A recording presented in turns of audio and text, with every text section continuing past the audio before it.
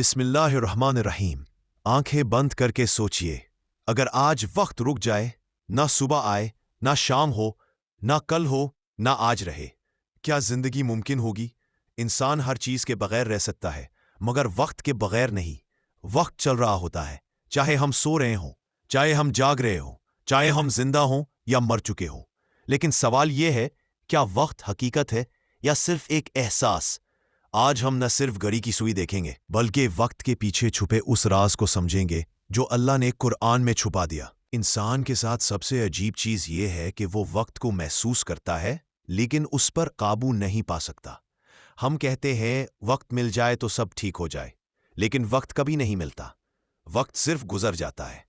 بچپن میں وقت دھیرے گزرتا ہے، جوانی میں تیز، اور بڑھاپے میں وقت ہاتھ سے پھسل جاتا ہے۔ یہ فرق کیوں؟ کیا وقت بدل جاتا ہے یا ہم بدل جاتے ہیں؟ یہ سوال سائنس بھی پوچھتی ہے اور اسلام بھی۔ قرآن صرف کتاب نہیں، یہ ٹائم کانشسنس پیدا کرتی ہے۔ اللہ نے قرآن میں فرمایا والعصر، قسم ہے وقت کی۔ سوچئے، اللہ زمین کی قسم کھاتا ہے، آسمان کی قسم کھاتا ہے، ستاروں کی قسم کھاتا ہے، اور وقت کی بھی قسم کھاتا ہے۔ اس کا مطلب یہ ہے کہ وقت کوئی معمولی چیز نہیں۔ سورہ عصر میں اللہ کہتا ہے، بے شک انسان نقصان میں ہے سوائے ان کے جو ایمان لائے، اچھے عمل کیے، اور صبر اور حق کی وصیت کی۔ یعنی وقت گزرتا جا رہا ہے، اور اکثر انسان اس گزارنے کے نقصان کو محسوس ہی نہیں کرتا۔ انسان وقت کے اندر قید ہے۔ ہم صرف یاد کر سکتے ہیں پاسٹ، محسوس کر سکتے ہیں پریزنٹ، اندازہ لگا سکتے ہیں فیوچر۔ لیکن اللہ کے لیے پاسٹ بھی سامنے، پریزنٹ بھی سامنے، فیوچر بھی سامنے۔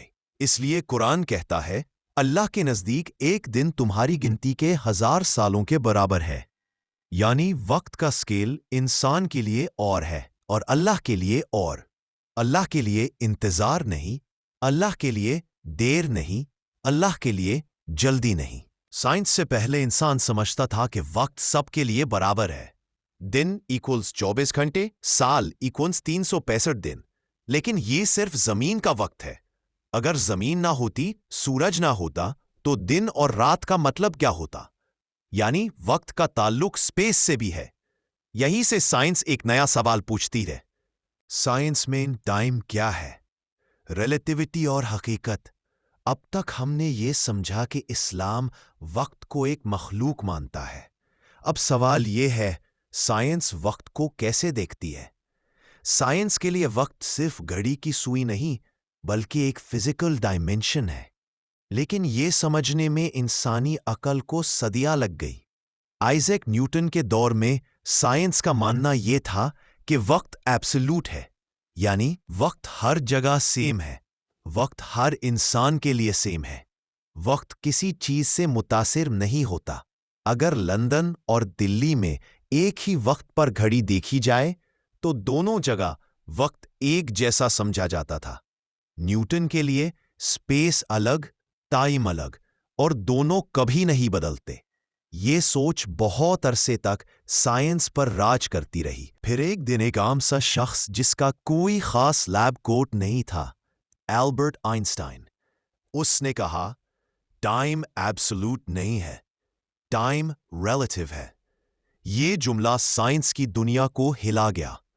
آئنسٹائن کے مطابق وقت سپیڈ سے بدلتا ہے، وقت گریوٹی سے بدلتا ہے۔ یعنی اگر آپ بہت تیز چلیں تو آپ کا وقت سلو ہو جاتا ہے۔ اسے کہتے ہیں ٹائم ڈائلیشن۔ سوچئے، اگر ایک اسپیس شپ روشنی کی رفتار کے قریب چل رہی ہو اور دوسرا انسان زمین پر ہو، تو اسپیس شپ والا دھیرے بوڑھا ہوگا، زمین والا تیز بوڑھا ہوگا۔ یہ کہانی نہیں، یہ ایکسپیریمنٹ سے پروو ہو چکا ہے۔ آسٹروناٹ جب اسپیس سے واپس آتا ہے تو اس کی عمر زمین والوں سے تھوڑی کم ہوتی ہے۔ آئنسٹائن نے ایک اور بات بتائی، جتنی زیادہ گریوٹی اتنا سلو ٹائم۔ اس کا مطلب پہاڑوں پر وقت تھوڑا تیز گزرتا ہے، زمین کے اندر تھوڑا دھیرے۔ یہ اتنا ایکوریٹ ہے کہ جی پی ایس سیٹلائٹس اگر اس کریکشن کو نہ مانے تو لوکیشن غلط ہو جائے۔ یعنی آپ کا موبائل فون بھی آئنسٹائن کے ٹائم کو مانتا ہے۔ سائنس کے مطابق 3 dimensions, length, width, height. 4th dimension, time. हम स्पेस के अंदर मूव कर सकते हैं, लेकिन टाइम के अंदर सिर्फ एक डायरेक्शन में। इसलिए हम पास्ट में वापस नहीं जा सकते, फ्यूचर में सिर्फ इंतजार कर सकते हैं। यही वजह है कि वक्त का फ्लो एक तीर जैसा है। जब बिग बैंग हुआ तो स्पेस पैदा हुई, टाइम पैदा हुआ, मैटर पैदा हुआ। बिग बैंग से पहले का लफ्ज बेमीनिंग हो जाता है, क्योंकि वक्त ही नहीं था। ये बात इस्लाम के कॉन्सेप्ट से बहुत मिलती है। साइंस मानता है वक्त पैदा हुआ, वक्त बदल सकता है, और इस्लाम कहता है वक्त मखलूक है, अल्लाह वक्त से परे है, और यहीं से हमारा सफर और गहरा होने वाला है।